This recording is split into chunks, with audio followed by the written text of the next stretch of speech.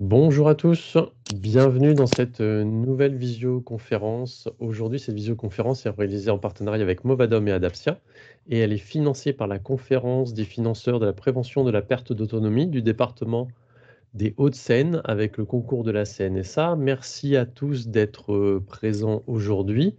Aujourd'hui, avec Isabelle Palassin, nous allons parler des relations grands-parents-petits-enfants. Juste avant les vacances, ça peut être intéressant de voir comment on peut gérer tout ça. Je suis, pour ceux qui ne me connaissent pas encore, Pascal, je suis là pour vous accueillir, répondre à vos questions que vous pouvez poser en direct, pardon, dans la barre de conversation et résoudre les éventuels problèmes techniques. Si vous nous regardez en replay, sachez que à la fin de cet enregistrement, vous ne verrez pas les questions-réponses. Donc, pour pouvoir participer avec nous en direct et poser vos questions à l'intervenant ou l'intervenante du jour, inscrivez-vous sur movadom.eventbrite.com et rejoignez-nous en direct le jour de cette visioconférence. Isabelle, je te laisse prendre le contrôle de la présentation en appuyant sur le petit bouton Oui. contrôler. Parfait. Te présenter puis démarrer. Bonjour à tous et à toutes. Alors, je suis Isabelle Palassin, je suis psychanalyste, psychothérapeute, auteure. Et donc, aujourd'hui, je vais vous parler des relations grands-parents-petits-enfants. Alors, en France, on est 15 millions de grands-parents. En moyenne, on devient grand-parent à 53 ans et à 75 ans, on a en moyenne 5 petits-enfants. Alors, être grand-parent, qu'est-ce que ça change au fond? C'est d'abord un tsunami émotionnel. Pour la plupart des grands-parents, l'arrivée d'un petit enfant, c'est un grand bonheur, mais c'est aussi un grand bouleversement parce que c'est une avancée dans l'ordre des générations. Avec la naissance du premier petit enfant, on avance d'un cran dans la généalogie. Nos enfants deviennent parents à leur tour et prennent en quelque sorte notre place. Et nous prenons celle de nos parents. Ça oblige à prendre acte du temps qui passe, de notre propre vieillissement. Et pour certains, c'est pas si facile. Et ça s'entend dans la façon dont on va se faire appeler par les petits-enfants qui arrivent. C'est-à-dire que certains vont plutôt gommer la référence aux générations. Par exemple, on verra moins de pépé, bon papa, bonne maman, etc., mamie, papy, mais plutôt des créations à partir des prénoms. Alors c'est vrai que dans cette question de la nomination des grands-parents, c'est-à-dire comment nos petits-enfants vont nous appeler, il y a aussi le fait de se démarquer de nos propres parents, parce que de plus en plus souvent, nos petits-enfants connaissent aussi leurs arrière-grands-parents, pardon, qui eux-mêmes se sont déjà fait appeler papy, mamie, papou, mamou, etc.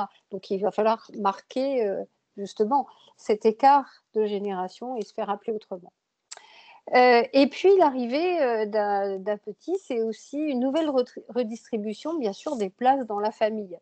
C'est-à-dire qu'on va aussi se positionner différemment par rapport à nos propres enfants.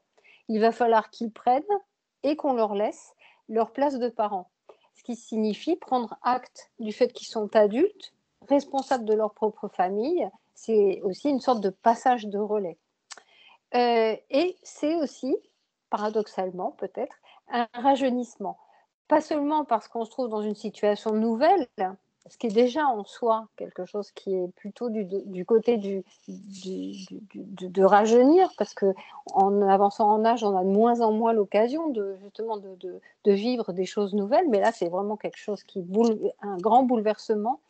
Et donc voilà, c'est déjà quelque chose qui va nous rajeunir en nous faisant vivre quelque chose de différent, mais aussi avec les petits-enfants, on va retrouver des sensations, des plaisirs qui nous font revivre quelque chose de notre jeunesse. Celle où nous-mêmes, on a été un bébé dans les bras, mais aussi avec ce bout de chou, on va rejouer à la poupée, au ballon, aux cartes.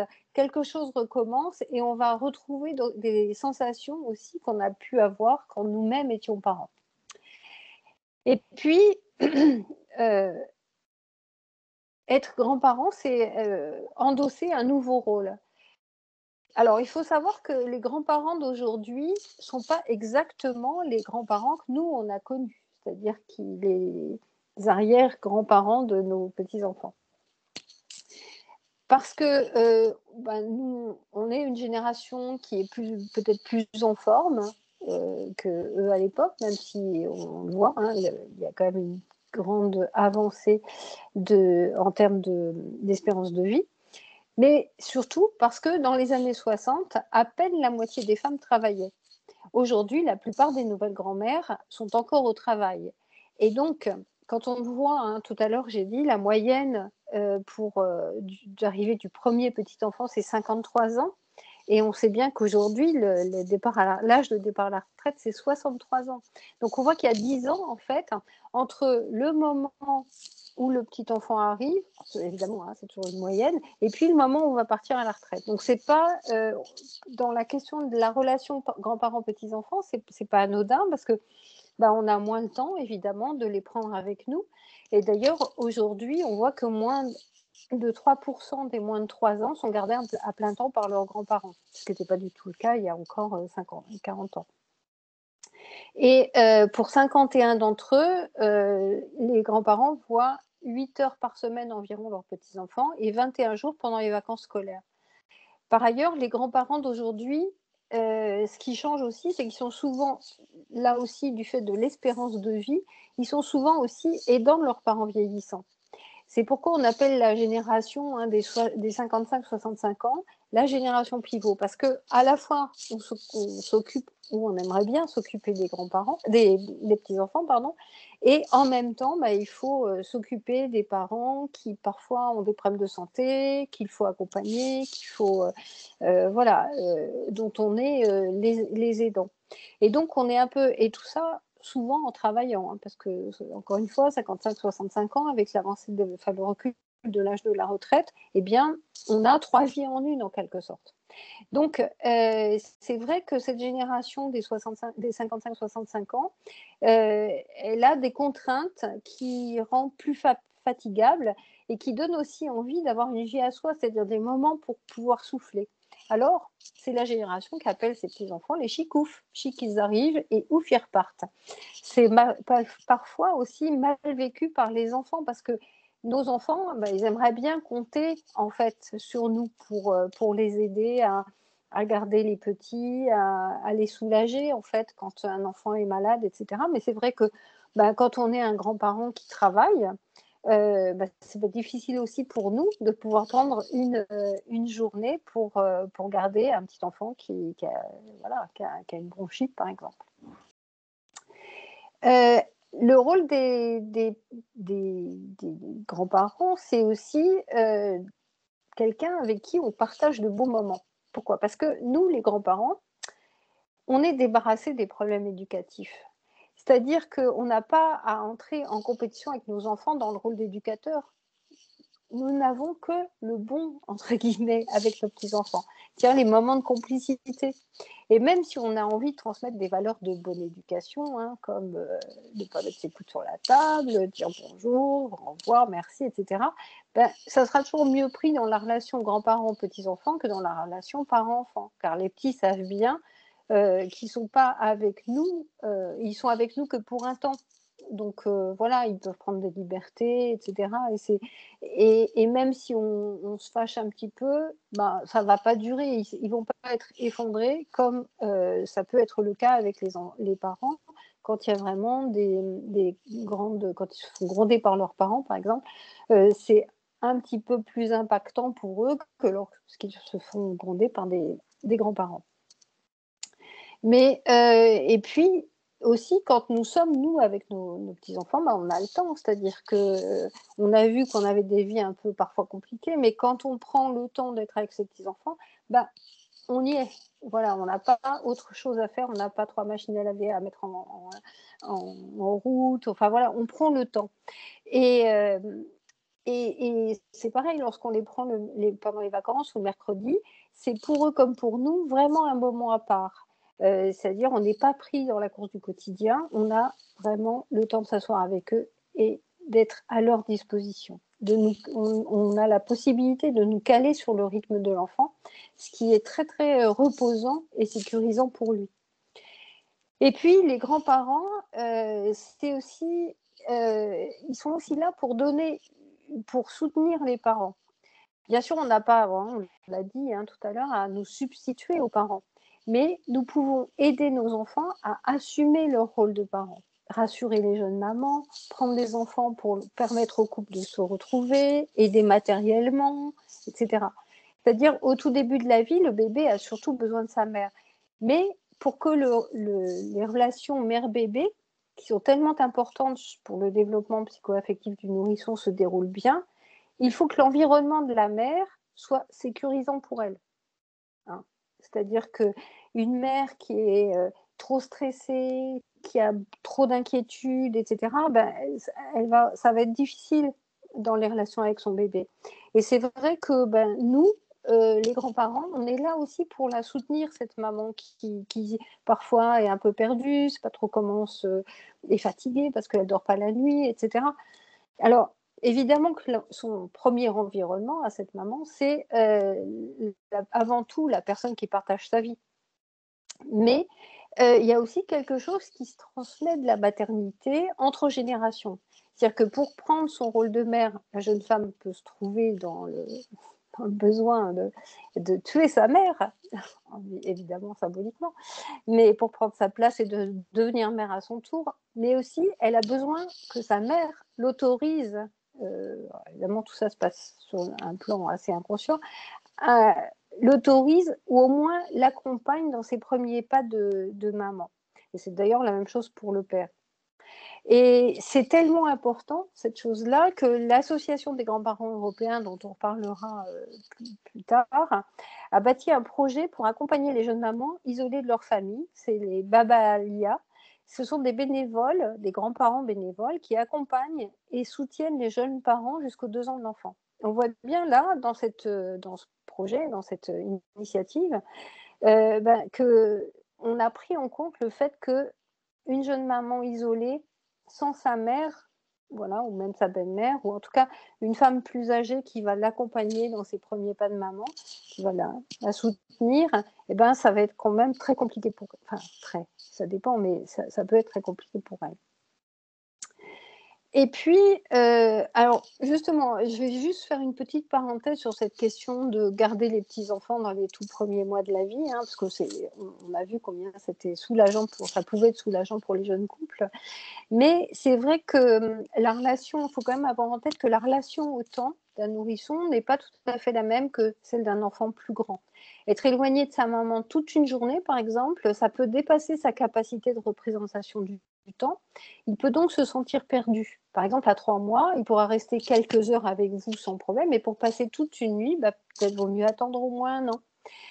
Et puis, il faut vraiment les préparer, c'est-à-dire que si vous ne voyez jamais les petits-enfants et qu'il est décidé qu'ils viendront passer avec vous toute la semaine de vacances, risque d'y avoir des complications, risque de se sentir un peu perdu, etc.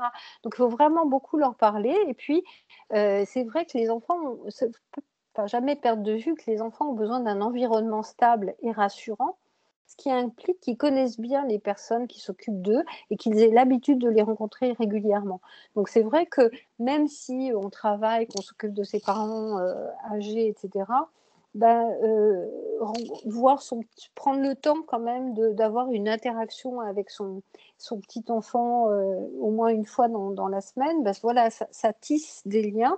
Et ce qui fait qu'au moment où on se retrouve pour des vacances, par exemple, la circulation des sentiments, des émotions, etc., sera beaucoup plus facilitée. Et puis, la place des grands-parents, c'est aussi la transmission. Parce que souvent, ce sont les grands-parents qui vont transmettre l'histoire et les valeurs de la famille. Encore une fois, hein, parce qu'on a le temps, parce que aussi c'est chez eux que se trouvent les souvenirs et les albums photos souvent. C'est-à-dire que c'est chez eux on va trouver des photos de papa, de maman quand ils étaient petits. C'est eux qui vont raconter des anecdotes sur justement la façon dont le père et la mère ont été élevés, éduqués, comment ils ont été eux aussi petits. Et puis, cette transmission des valeurs, c'est notamment le cas pour les familles qui sont issues de l'immigration ou lorsque la famille s'est déplacée d'une région à l'autre. Parce que les grands-parents sont en quelque sorte la mémoire des racines. Parfois à travers un accent, des recettes de cuisine, une religion, bref, quelque chose de la culture d'origine qui va replacer l'enfant dans son histoire, dans sa généalogie. Et c'est aussi avec les grands-parents que les petits-enfants expérimentent leur place dans la famille. Ils rencontrent les cousins, les cousines, les oncles, les tantes, s'entendent, comme je le disais tout à l'heure, raconter les exploits de leurs parents-enfants, etc. Et puis, ils peuvent aussi expérimenter chez des grands-parents des choses qu'ils ne voient pas chez eux. Ça peut être des injustices même, par exemple. Par exemple, si tel cousin est le petit préféré, ben, voilà, ils vont l'expérimenter, mais ce sera moins grave, bien sûr, que si c'était au sein de la famille nucléaire. Et puis, c'est aussi dans la fréquentation des grands-parents, voire des arrière-grands-parents, que les petits-enfants apprendront le temps qui passe, c'est-à-dire le fait de vieillir, et puis ce que c'est que la mort. Parce qu'à un moment, ils verront mourir leurs arrière-grands-parents ou leurs grands-parents, et voilà. Et ils apprendront ce que c'est la vie, en fait, que la vie a une fin, et que voilà, il y a des générations et que les générations se remplacent. Et puis, les grands-parents aussi ont une place qui est très importante face au bouleversement de la famille. Parce que quand les parents ne s'entendent plus, la place des grands-parents peut s'avérer extrêmement importante, dans la mesure où chez eux, les petits-enfants peuvent trouver un lieu de permanence sécurisante. C'est-à-dire que quand le couple parental se déchire et qu'ils se trouvent ballottés chez l'un, chez l'autre, une semaine chez l'un, une semaine chez l'autre, etc., bah, quand ils vont chez papy et mamie, ils retrouvent leurs jouets, éventuellement leur chambre s'il y en a une, etc. Et il y a quelque chose qui fait continuité dans une histoire qui est quand même très bouleversée. Bah alors évidemment, là, à condition que les grands-parents tiennent leur place. C'est-à-dire que si le père du père ou de la mère prend parti pour son enfant à lui et contre le père ou la mère de l'enfant, évidemment que là, ça ne se passera pas de cette façon-là. C'est-à-dire que le foyer des grands-parents ne sera pas justement cette espèce d'havre de paix pour les enfants. Au contraire. Et c'est vrai que sinon, les petits-enfants pourraient se trouver pris en otage, en fait. Si les grands-parents se mettent à critiquer devant eux leurs parents, voilà, ça peut être mal vécu, parce que ça peut les mettre dans un conflit de loyauté, etc. Et puis, et ce qui risque d'arriver à ce moment-là, c'est vraiment une perte de confiance. C'est-à-dire que là, quelque chose peut se détricoter du lien entre les grands-parents et les petits-enfants à ce moment-là. C'est-à-dire que si c'est pas un lieu neutre où s'apaisent les tensions et les conflits, etc., ben, à ce moment-là, effectivement, les relations peuvent se détendre, voire se rompre. Sachant toutefois que il y a des lois en fait qui garantissent aussi les droits de visite et les relations entre les petits-enfants et les grands-parents. C'est-à-dire qu'il y a 2 textes de loi notamment, un qui est relatif qui précise que les grands-parents disposent d'un droit de correspondance, de visite et d'hébergement de leurs petits-enfants. Et puis un deuxième qui dit que l'enfant a le droit d'entretenir des relations personnelles avec ses ascendants. Alors, sachant qu'évidemment, ces droits peuvent être suspendus s'ils sont contraires à l'intérêt ou à la sécurité de l'enfant, bien sûr. Mais voilà, il y a ce lien entre les grands-parents et les petits-enfants est reconnu en fait sur le plan législatif. Et puis, dans les familles recomposées, l'attitude des nouveaux grands-parents n'est pas du tout anodine dans la façon dont le nouveau couple va pouvoir refaire famille ou pas. Parce que les enfants peuvent se trouver avec d'un seul coup 8 grands-parents ou plus si les grands-parents eux-mêmes ont divorcé et sont remariés, etc. Et donc, en général, tout se passe très bien s'ils se sentent accueillis. C'est-à-dire que c'est peut-être même chez les grands-parents qu'ils apprendront à mieux connaître leurs demi-frères et leurs demi-sœurs parce qu'ils seront à distance de leur père et leur mère et donc il n'y aura pas cette rivalité pour l'amour du père ou pour l'amour du parent. Ça ne se jouera pas de la même façon avec les grands-parents. Donc là, ils vont peut-être, il y a quelque chose qui pourra être peut-être apaisé dans les relations entre les enfants de la famille recomposée. Alors, c'est pareil dans le cas d'homoparentalité. Souvent, la question qu'on se pose en tant que parents, hein, lorsque nos enfants nous apprennent qu'ils vont faire leur vie ou refaire leur vie avec une personne du même sexe, c'est mais comment leurs enfants, s'ils en ont, vont le vivre? Eh ben, en réalité, cette question se posera d'autant moins à l'extérieur qu'elle ne se posera pas à l'intérieur de la famille. C'est-à-dire que l'accueil des grands-parents fera famille, quelle que soit la composition de cette famille.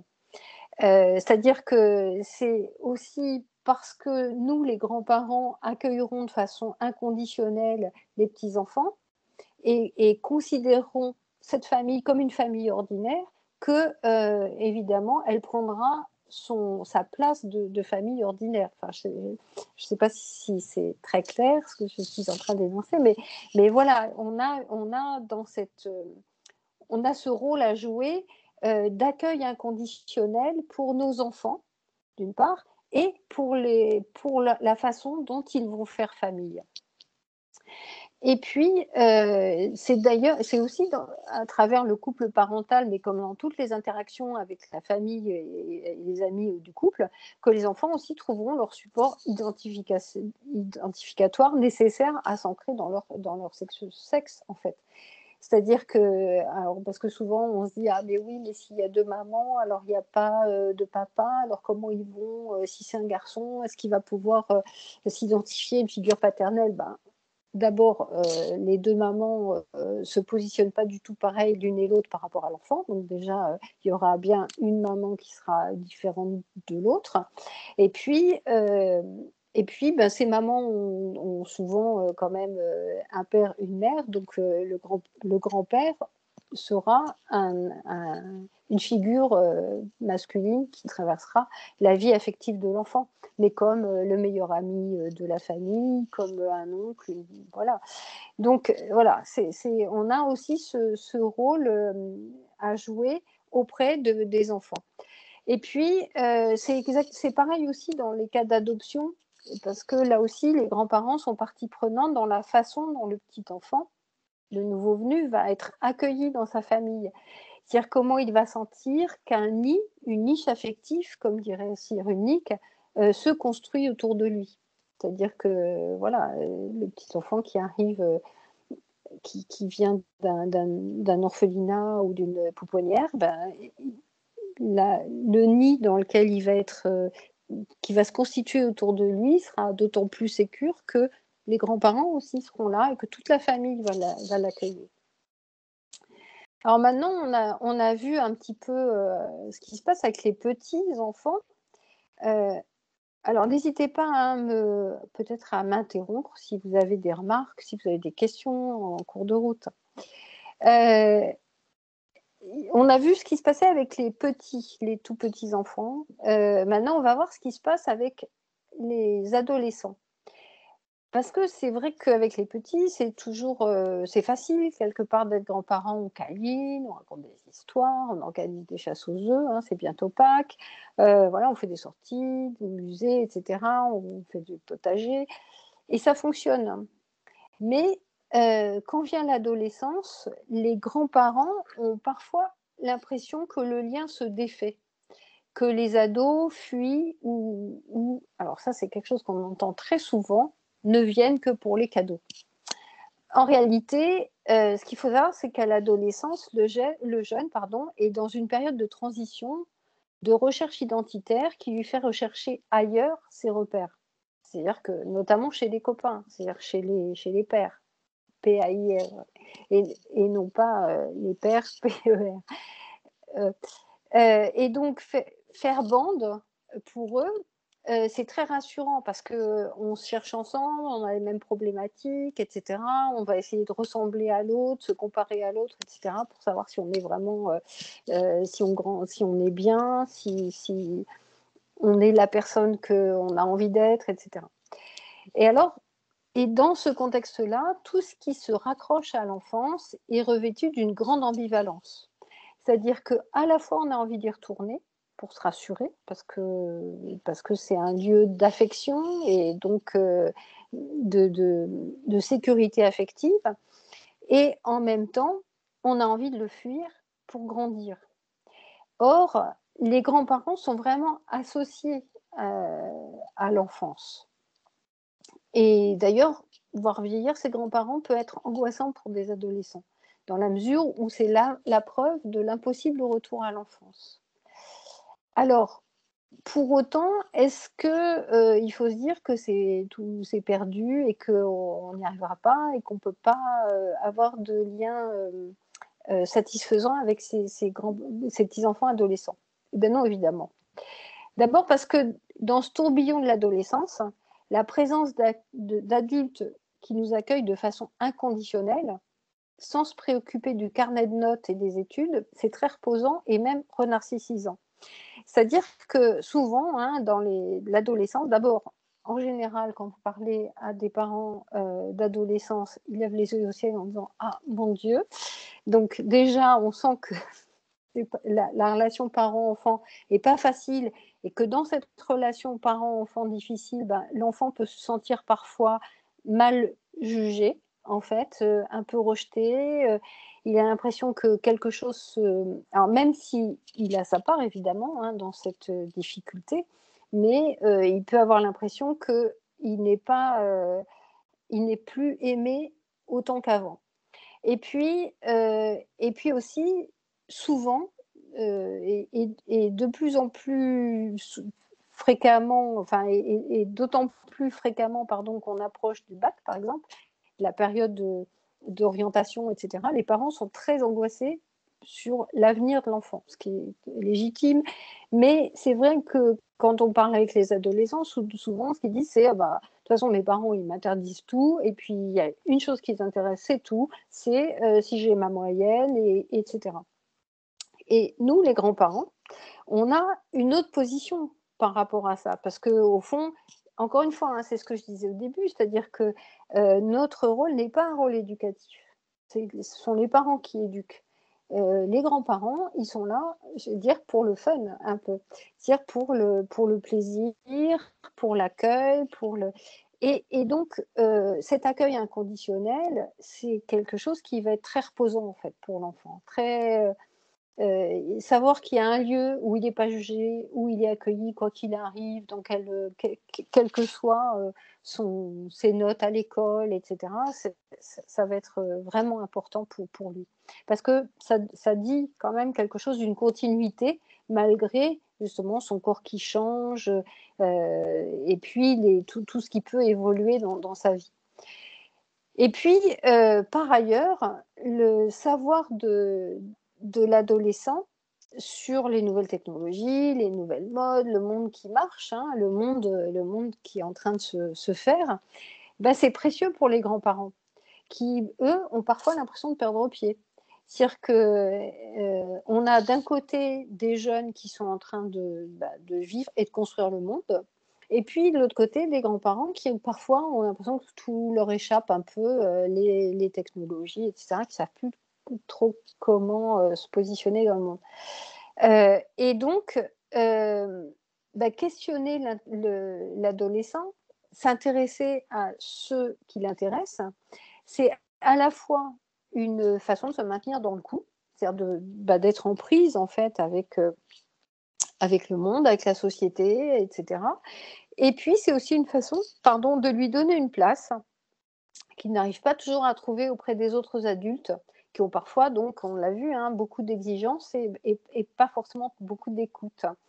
Et c'est vrai que, bah, par exemple, dire à un jeune: «Ah bah tiens, qu'est-ce que tu es en train de à quoi tu joues en ce moment, comme jeu vidéo, et cetera? Qu'est-ce que tu regardes comme série?» Enfin, évidemment que ça va c'est ce ne sont pas des choses auxquelles les parents s'intéressent forcément, parce qu'au contraire, les parents ont toujours tendance à dire: «Ah mais tu joues trop, il faut plus, travailler, ne regarde pas les séries et cetera, tu es en train de t'abrutir» et hem et par contre, du côté des grands-parents, montrer qu'on peut s'intéresser à ce qui l'intéresse, beh, ça quand même, ça tisse des liens. Et puis, c'est vrai aussi que, l'accueil inconditionnel des grands-parents, dont l'adolescent a gardé trace, hein, dans son souvenir, dans son vécu, peut aussi en faire des personnes ressources pour lui, lorsqu'il traverse des moments difficiles, notamment dans sa relation avec ses parents. C'est-à-dire que les grands-parents peuvent faire tiers. Ils peuvent être un lieu d'accueil, c'est-à-dire que, bon, dans des moments de crise, par exemple, ben, aller chez les grands-parents, ça peut être, prendre 2 jours pour que les choses s'apaisent et qu'on puisse se reparler tranquillement. Et puis le grand-parent, la grand-mère, le grand-père peut aussi se faire porte-parole. Il peut aussi, quand je parle d'accueil inconditionnel, c'est aussi accueillir de façon inconditionnelle la parole de l'adolescent. C'est-à-dire, quelles que soient ses préoccupations, quelles que soient ses difficultés, lui faire entendre et lui montrer qu'on ne va pas lui poser de questions, on ne va pas lui mettre la pression, on ne va pas lui demander d'être autrement que ce qu'il voudrait être, ben, ça lui permet aussi de se sentir en sécurité et d'avoir un lieu pour déposer quelque chose. Parce que parfois, ben, c'est pas facile, les adolescents peuvent se retrouver parfois très seuls par rapport à des problématiques, je sais pas, même des problématiques de harcèlement, de cyberharcèlement, etc., ou des difficultés même relationnelles avec des amoureux, des amoureuses, mais aussi des difficultés identitaires, de savoir justement est-ce que je suis bien dans mon sexe, qui je suis, etc. Et c'est vrai que ces problématiques-là, c'est parfois plus facile de les dire à des grands-parents qu'à des parents. À condition, bien sûr, que les grands-parents n'aillent pas répéter aux parents ce que l'adolescent est venu déposer chez eux. Si on pense que quelque chose est important et qu'il faut alerter les parents, c'est important aussi de pouvoir dire à son petit-fils ou sa petite-fille, est-ce que je pense que c'est important pour moi, enfin, je suis inquiète, donc peut-être je vais en parler à tes parents, mais pas faire ça dans son dos, parce que sinon, effectivement, cette relation de confiance peut être brisée. Mais c'est intéressant parce que en fait, moi, je vois en tant que psychanalyste, hein, je reçois des adultes, des jeunes adultes, des ados, et en fait, il n'y a pas un cas, entre guillemets, où je n'entends pas parler des grands-parents. C'est-à-dire que les grands-parents sont toujours présents, ils font vraiment partie de l'histoire de l'enfant. Et c'est tellement important que ça continue et ça accompagne en fait jusque dans la période adulte. Et parfois même jusque dans la façon d'ailleurs aussi d'être parent et d'être en relation avec ses parents en tant que grands-parents. Autre chose, c'est qu'il existe aussi une solidarité entre les générations. Alors, elle est inscrite dans la loi, hein, pas seulement en direction entre enfants et parents, mais aussi en cas de défaillance des parents, les grands-parents ont une obligation alimentaire envers leurs petits-enfants, et la réciproque est vraie. Et c'est vrai qu'en moyenne, les grands-parents donnent 585 € par an pour leurs petits-enfants. Et dès la naissance, là on parlait des adolescents, mais dès la naissance, un tiers des grands-parents mettent de l'argent de côté pour leur bout de chou.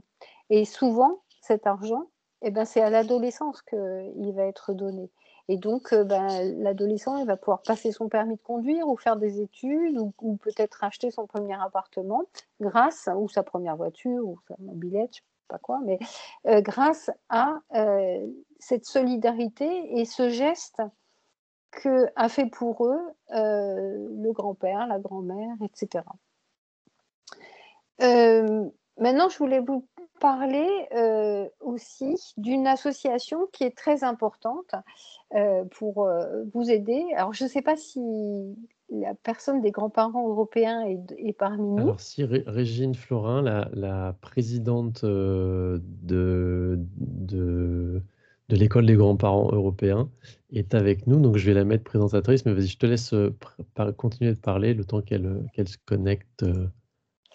Alors, oui, donc il s'agit d'une association qui a été créée, je crois, en 1994, mais madame le dira, qui est une association qui ouvre notamment une ligne téléphonique aux grands-parents les lundis, mardis, jeudis, vendredis de 10h à 15h pour répondre à vos questions et à vos interrogations et à vos inquiétudes en tant que grands-parents. Donc, c'est précieux parce que vous serez mis en relation avec des grands-parents qui formés, hein, donc qui seront en mesure de vous accompagner, de répondre à vos interrogations, à vos soucis, à vos questionnements. Bon, je ne sais pas si Alors, Madame Florin, vous pouvez allumer votre caméra et votre micro si vous voulez. Au moins le micro, pour qu'on puisse vous entendre et que vous puissiez nous parler un petit peu de votre association. Bonjour. Bonjour. Bonjour. Écoutez, merci de me donner la parole. Oui, vous voyez dans mon dos, allô grands-parents. Je reprends les propos de madame. Oui, tout à fait. C'est vrai que quand on interviewe les grands-parents, ils disent que c'est facile quand ils sont petits et qu'ils aiment bien avec des petits-enfants petits parce que c'est un peu plus facile à gérer. Puis quand ça ne va pas très bien, vous avez allô grands-parents. Allô grands-parents, en 94% de cas, on dit que la relation grands-parents-petits-enfants se passe bien. Alors nous, on récupère les 6% où ça ne se passe pas très bien. Ils appellent, il faudrait qu'ils appellent vite. Il ne faut pas laisser les situations de conflit entre des enfants et des parents dégénérer parce que souvent les petits-enfants après sont pris en otage. Et les grands-parents qui appellent, bon, on a souvent des grands-parents, c'est souvent les grands-mères qui appellent. Hein. Mais parfois, moi j'ai des grands-mères, j'ai l'impression qu'elles sont pour ainsi dire suicidaires, quoi. Ça fait 3 ans que je ne vois plus mes petits-enfants. Je me suis attrapée avec ma fille à la fin d'un repas de Noël. Depuis, elle ne veut plus qu'on les voit. C'est catastrophique. Qu'est-ce que je peux faire? Et nous avons des écoutantes qui sont toutes d'anciennes professionnelles, souvent de l'aide sociale à l'enfance, psychanalyse, ainsi de suite. Enfin, bon, qui vont être capables justement d'aider à réconcilier, à faire. Et on a également des médiations en présentiel. Et même par téléphone, on peut arranger pour essayer de dénouer les liens. Pour que surtout, ça ne se judiciarise pas. Parce qu'alors là, ça complique beaucoup plus les affaires. Hein. Je voulais également parler de quelque chose dont vous n'avez pas parlé. Petits-enfants à distance. Vous savez, souvent, on n'a pas nos petits-enfants juste à côté de chez nous. Nous avons fait un colloque en 2022 sur ce sujet. Et moi, j'en suis la preuve, puisque nous sommes devenus grands-parents au Canada pendant le Covid. Et pour avoir entretenu des relations et des petits films que nous avons postés toutes les semaines et régulièrement, et pourtant, Dieu sait si on suit bien ce que dit Serge Tisseron, pas d'écran avant l'âge de 3 ans. Mais là, c'était un petit écran de téléphone où on mimait, on faisait une petite marionnette, on apportait toujours le même petit nounours. Et puis, Charlotte a grandi et elle est arrivée après le Covid, elle allait avoir presque 2 ans. Et nous communiquions beaucoup, elle nous voyait beaucoup. Et quand elle est sortie du train, elle nous a regardé, elle a dit « Mamé et papy ?» On a dit « Oui ». Elle a tendu les bras. Et le soir même, on l'a gardée. Donc, c'est vous dire, et notre fils et notre belle-fille se sont effondrés parce que c'était tapé 2 ans de Covid et très strict au Canada. Vous n'avez pas le droit de faire rentrer le babysitter à la maison.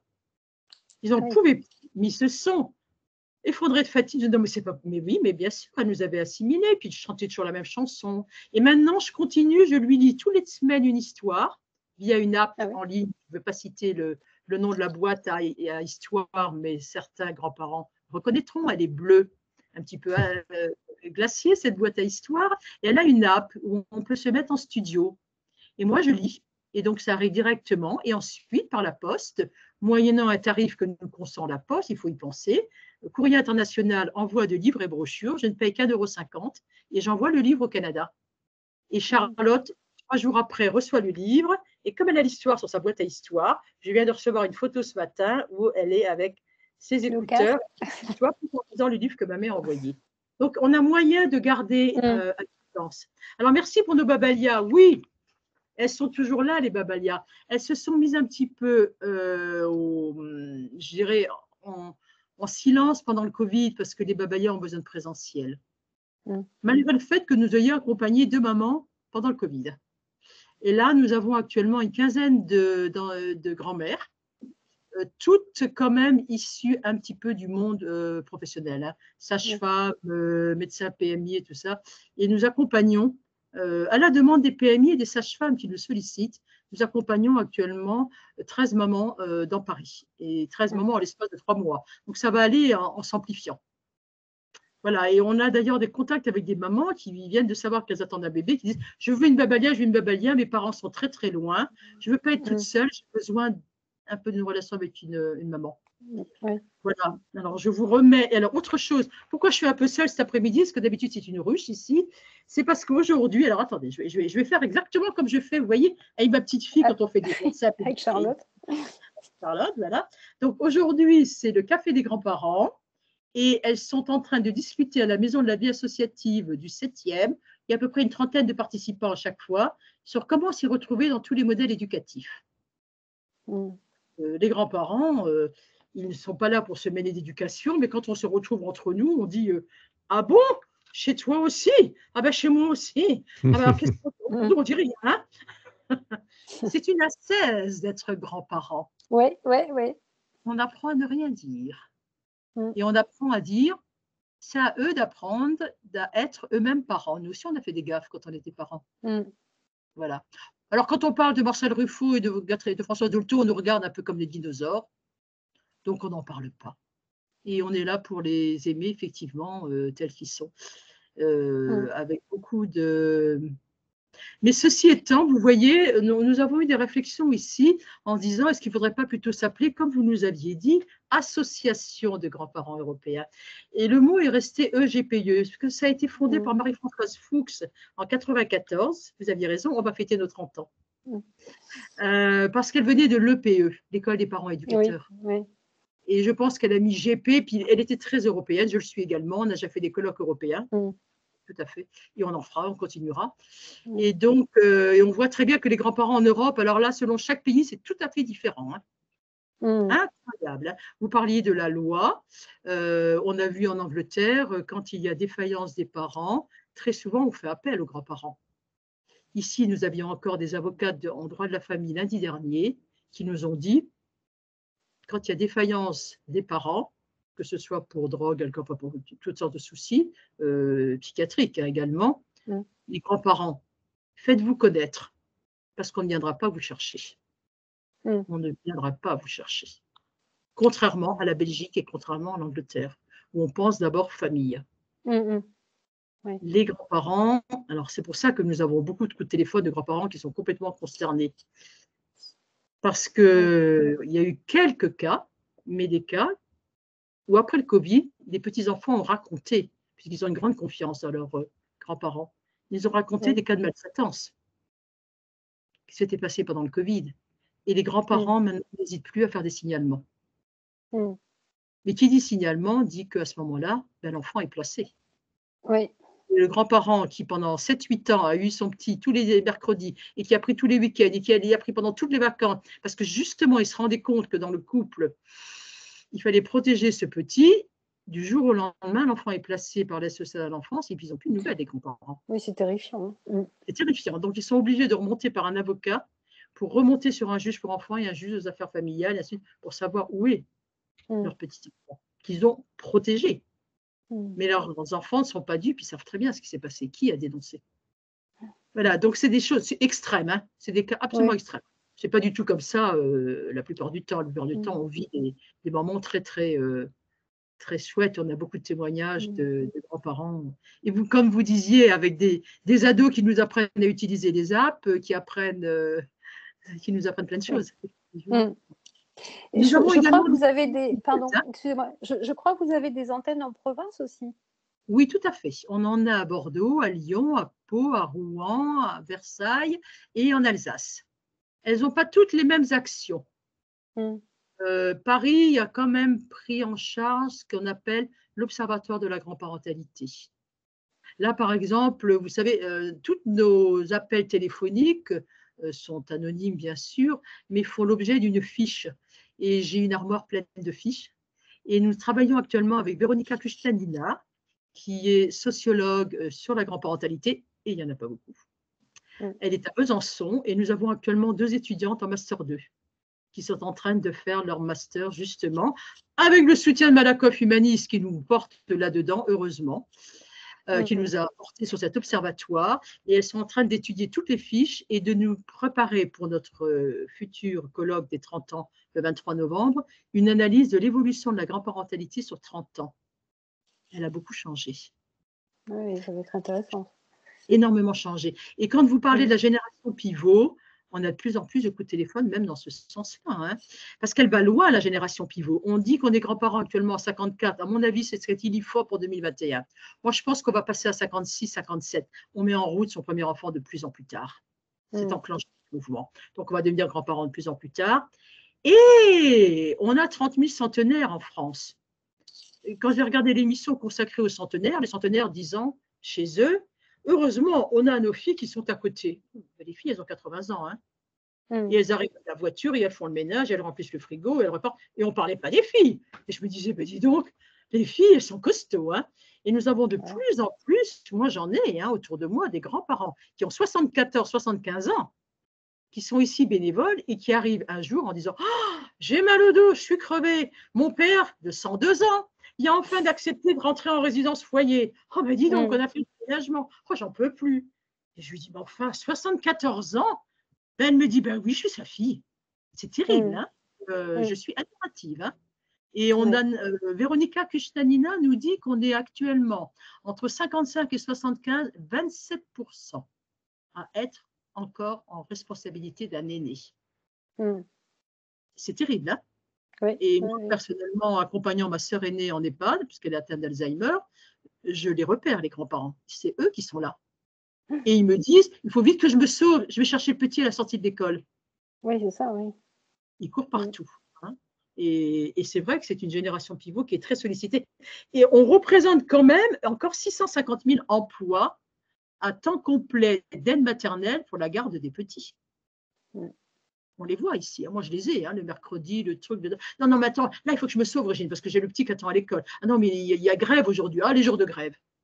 Les jours de grève, les grands-parents prennent les trains avant et pour le Covid. Ils ont été exceptionnels. Ils ont gardé les petits-enfants à distance. Oui, oui, à condition qu'eux-mêmes ne travaillent pas. C'est ça. Mais ceci étant, j'ai été grand-mère moi-même à 52 ans. Tous mes congés, tous mes RTT sont passés dans mes petits-enfants. Je revenais épuisée mi-juillet, bien sûr. Mais épuisée, on me regarde devant. Je disais, je vais me reposer au travail. J'ai redécouvert des mythes, je ne savais même plus qu'ils existaient. Voilà. Parce que c'est ça, mais on l'a vraiment vu. Hein. Les grands-parents, on dit tout le temps chez nous, les grands-parents ne sont pas des seniors comme les autres. 85% des seniors sont grands-parents. Et je peux vous assurer que lorsque, au mois de mai 2020, on nous a présenté dans les journaux « Ah, les seniors se plaignent qu'ils ne peuvent plus faire de croisière », j'ai explosé. J'ai téléphoné aux Parisiens en envoyant vraiment un pamphlet. Et heureusement, je suis tombée sur une journaliste exceptionnelle qui m'a dit « Vous savez, madame, moi, je ne pourrais pas être au boulot aujourd'hui s'il n'y avait pas ma mère. C'est quelque chose, c'est elle qui me garde des petites. » Donc, je vous publie immédiatement. Et à partir du moment où on a eu le Parisien, la presse a suivi. Et c'est comme ça qu'on a commencé à entendre parler des grands-parents. Parce qu'on n'était même pas sur la feuille de dérogation pour aller garder nos petits-enfants. Moi, je suis revenue immédiatement parce que mon fils m'a dit « Mais maman, il n'y a plus de garderie. » L'autre m'a dit « Il n'y a plus d'école. » L'autre m'a dit « Il n'y a plus de ça. » Mais qu'est-ce qu'on fait? Nous, on reprend le boulot. Qu'est-ce qu'on fait? Nous sommes les supports de la population active actuelle de la France. Ça, c'est évident. Et c'est cette génération baby-boom. Et cette génération qu'on a traitée d'égoïste. Et cette génération à laquelle Michel Delaunay a vraiment pointé. Ça n'était jamais arrivé de partir à la retraite à 60-63 ans. Moi, c'est mon cas, je suis partie à 63, presque 64 ans. Partir à la retraite et d'avoir encore ses parents à charge. Oui, alors que maintenant, c'est extrêmement courant. Et maintenant, c'est extrêmement courant. Donc, cette évolution de la grand-parentalité, elle tient également sur ça. Là, moi, je devais travailler. Là, on est sur… on fait une chose absolument extraordinaire. On est avec la mère de Nicolas Vanier. Ah oui. Et ben oui, parce que Nicolas Vanier dit à dit qu'il devait sa conscience écologique à sa mère.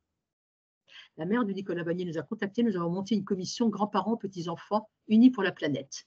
Donc nous animons des temps intergénérationnels, vraiment extraordinaires, avec nos petits-enfants et des petits-enfants également de 19-20 ans hein, qui viennent, parce que ça les passionne ce sujet-là. Eh bien, je peux vous assurer que là, j'en avais un qui devait me porter un temps là-bas. Ah, mais non, mais je ne peux pas, tu comprends, ma mère est décédée, je suis en train de vider la maison. Il a 78 ans. Voilà. Donc, vous voyez, ça, c'est également autre chose. Enfin, revenons sur les petits-enfants. Ça, c'est… Alors, les petits-enfants, nous avons donc nos babalias qui sont des grands-parents, des grands-mères de cœur. On a nos grands-parents quand ça va mal. Mais téléphoner avant que ça aille trop mal pour désenquister. Et puis, nous avons plus d'une quarantaine de bénévoles qui vont dans les écoles maternelles de Paris pour animer des ateliers de langage. Et pour l'avoir fait moi-même, je peux vous dire que quand on arrive, les petits se précipitent pour aller avec les mamies. Ils se collent contre nous. Ils doivent très bien sentir qu'on est des mamies. Et puis, on joue à des jeux de société. On joue avec tout ce qu'on apporte, comme avec nos petits-enfants, pour développer le langage. Parce qu'actuellement, les écrans ne seront pas nos amis pour tout ce qui est langage. Voilà. Plus fait des grands-parents, plus évidemment les babalias, plus évidemment des groupes de parole, plus des ateliers d'écriture, des ateliers philo. Le GPE apporte beaucoup à nos grands-parents. Ça se fait souvent, ça, dans les EHPAD ou les résidences seniors, des échanges, enfin des visites de maternelle ou de… Intergénérationnelles. Absolument. Alors, vous voyez, cette histoire d'EHPAD, ça nous a, d'une certaine manière, nui. Parce qu'on nous a montré sans arrêt sur France 2 une pauvre petite dame qui ne pouvait même plus voir sa voisine pendant le confinement. Or, c'était une arrière-grand-mère. Elle avait plus de 95 ans. Et on nous a associés à ça. Et je leur ai dit, mais alors je demandais aux journalistes, très bien, quel âge ont les enfants d'une personne en dépendance? J'ai été obligée d'expliquer ce que voulait dire EHPAD. 725 000 personnes. Dernière enquête de l'adresse, 2015. Et on y rentre à 87 ans, on y reste 2 ans, en général essentiellement des femmes. Enfin bon, je suis obligée de tout redonner et de dire que le D voulait dire dépendance. Parce que ce mot a été balancé comme ça et les journalistes ont pris ça en pensant que c'était le nouveau mot de maison de retraite. Pas du tout, il y a la dépendance de l'EHPAD. Les gens restent chez eux le plus longtemps possible. Et si on est 16 millions de grands-parents, quand on entend 725 000 en EHPAD, et on y rentre essentiellement pour des maladies neurodégénératives. Et donc, cette petite dame qu'on voyait qui avait 95 ans, elle était arrière-grand-mère. Mais j'ai dit, mais quel âge ont les enfants de quelqu'un qui a 95 ans? Et des journalistes me répondent, 30-40 ans. Mais je dis, mais bien sûr, c'était l'époque où on avait le premier enfant à 60 ans. Et il me disait, zut, non, c'est pas. Alors, qu'est-ce que j'ai loupé? Je dis, cherchez ce que vous loupez. Il n'y a aucun journaliste, il n'y en a qu'un seul, c'est Yves Calvi, qui a prononcé arrière-grands-parents, qui a prononcé qu'il y avait 5 générations. Mais on ne s'en est pas rendu compte. Mais c'était la génération des très aînés qui était en dépendance. Ce n'était pas la génération des 60-70 ans. Ce n'était pas celle-là. Donc, celle-là qui est dynamique, qui s'occupe de ses petits-enfants, qui s'occupe des aînés, qui court par-ci, qui court par-là, qui est en plus investie au niveau associatif, parce que nous, c'est sur cette génération-là qu'on s'appuie pour l'investissement. Ils sont dans les mairies, ils portent tout. Elle passe sous les radars, mais sous les radars. On part à la retraite. J'ai eu une phrase, et je vais oser le dire, tellement ça m'a choqué, une phrase de TF1. Vous avez, à l'époque, j'avais 67 ans. Vous avez 67 ans, bon alors, donc vous êtes à la retraite, vous êtes en EHPAD, alors 67 ans, c'est un peu tôt, peut-être. Et elle me dit, pas quand on va à la retraite, on va en EHPAD. Non, pas systématiquement. Pourquoi voulez-vous aller en EHPAD? Qu'est-ce que ça veut dire EHPAD? Et elle m'a dit, ça doit être hôpital. Je dis, non, c'est pas hôpital. Bon, c'est pour vous dire que le choc que j'ai eu, alors après les gens m'ont dit, tu faisais une drôle de tête quand on t'a vu. Oui, j'étais pas très contente. Et donc, cette espèce de raccourci, on est jeune, on a des enfants, on travaille, après on part à la retraite et après on disparaît des radars et on réapparaît actuellement sous la dépendance, sous bien vieillir, faire du sport, bien manger. Et qu'est-ce qu'on fait de cette génération entre les deux? On n'est pas dans la dépendance à 62 ans. Oui, bien sûr. Voilà. Et quand on dit aux gens, attendez, l'EHPAD, c'est 87 ans. Qu'est-ce qu'on fait entre 62 et 87? On n'existe plus. Voilà, ça c'est très intéressant. Et cette génération-là, c'est celle que nous avons défendue et celle pour laquelle Malakoff nous a soutenus dans cet observatoire de la grand-parentalité, parce qu'elle me dit, vous avez raison, on passe sous les radars, nous n'existons pas. Et nous avons beaucoup de problèmes d'ailleurs, même dans des dossiers de subvention, parce qu'on va donner de l'argent pour la grande dépendance, on va donner de l'argent avant le départ à la retraite, mais entre les deux, Ouais. on n'est pas là. Mm. Regardez le salon des seniors. Comment on est catalogué, même plus les pieds. Salon des seniors, vous rentrez à droite, vous allez bien, alors vous devez voyager, vous êtes faire des croisières, ceci, par cela. Vous n'allez pas bien, vous avez la liste des EHPAD, des médicaments, je dis en rigolant, des poches à pipi, patati patata. Quand on rentre là-dedans, on se regarde entre nous, on se dit qu'est-ce qu'on fait là? On se jette de la fenêtre ou on saille? C'est terrible les deux voies qu'on nous trace. Ou vous allez bien et vous êtes sur un paquebot, moi j'en ai rien à faire d'aller sur un paquebot. Moi, c'est beaucoup plus, quand est-ce qu'avec ces semaines de congés qui se décalent selon les académies, moi, j'ai des vacances décalées avec mes petits-enfants. Donc, finalement, très souvent, j'en ai pendant 3 semaines ou 4 semaines à garder en vacances de février. Et la première zone, et la deuxième zone, et la troisième zone, la quatrième zone. Et on garde, et ainsi de suite. Et moi, je suis assez décalée. Bon, il y a plein de grands-parents à qui ça arrive, qui me disent « Ah ben non, mais je ne peux pas, parce que là, c'est encore la zone 2. Du Nord, tu comprends en ce moment. Donc, j'ai les petits à garder. Ah, ben, je dis oui, la semaine dernière, j'avais encore de la zone du Nord. Voilà, c'est très... Nous, on est dans le courant. Et nos petits-enfants, alors là, effectivement, merci de l'avoir bien souligné. Tout ce qu'on construit quand ils sont petits, et c'est Véronica Kishtatina qui l'a bien dit, dans la grand-parentalité à l'épreuve du care. Bon, alors évidemment, on dit le care. Mais tout ce qu'on construit quand on est petit, on le récupérera quand ils seront adultes. Et on le voit très bien, très, très bien. Parce que c'est normal qu'à l'adolescence et quand ils sont jeunes adultes, ils partent vers leur père, vers leur vie. Ils ont une vie à construire, ils ont l'avenir. Mais il n'empêche qu'ils reviennent tout le temps parce qu'ils se sont construits avec nous quand ils étaient petits. Je dis toujours aux grands-parents, ne loupez pas la petite enfance. Parce que les souvenirs se tricotent à ce moment-là. Merci Madame Florin. Je vous propose de rester avec nous et en off derrière pour répondre aux questions de nos participants. Isabelle, je ne sais pas si tu avais fini ou si tu veux rajouter un dernier mot avant qu'on clôture. Non, je laissais la parole à Madame. Merci. Alors, je vous invite donc à remplir notre questionnaire de satisfaction. Je vais vous mettre dans quelques instants le lien dans la barre de conversation, mais vous pouvez tout à fait cliquer sur la diapositive. N'hésitez pas à le faire, c'est important pour nous, pour qu'on puisse faire un retour à nos financeurs. Et puis, vous avez également un petit champ libre pour mettre un petit commentaire. Soit vous êtes satisfait, soit vous n'êtes pas satisfait, soit vous avez des remarques à faire, ou alors des sujets que vous souhaiteriez que l'on aborde dans la prochaine saison. Je vous laisse la diapositive avec donc tous nos liens, tous les projets. Donc vous avez la chaîne YouTube. Il suffit de chercher sur YouTube, vous cherchez Movadom et vous avez accès à tous nos replays. Le replay de cette visioconférence sera disponible dans quelques dizaines, vingtaines de minutes. Pour vous inscrire à nos prochaines visios, c'est sur movadom.eventbrite.com. Et puis sur le site movadom.com, vous pouvez télécharger gratuitement le livre audio coécrit entre Isabelle Palassin et Gwendoline Cotrez sur le déménagement chez les seniors, qui donne tout un tas d'astuces très intéressantes. Et puis les podcasts sur le déménagement, sur les gens qui ont fait des aménagements pour pouvoir rester chez eux, ou des professionnels qui accueillent des seniors. Si vous avez la moindre question, je vous invite à nous envoyer un petit mail à contact@movadom.com. Et puis, je vais remercier une dernière fois la conférence des financeurs de la prévention de la perte d'autonomie du département des Hauts-de-Seine. Merci également à la CNSA. Merci beaucoup, Madame Florin, et merci Isabelle pour cette visioconférence. Et on se retrouve dans quelques instants.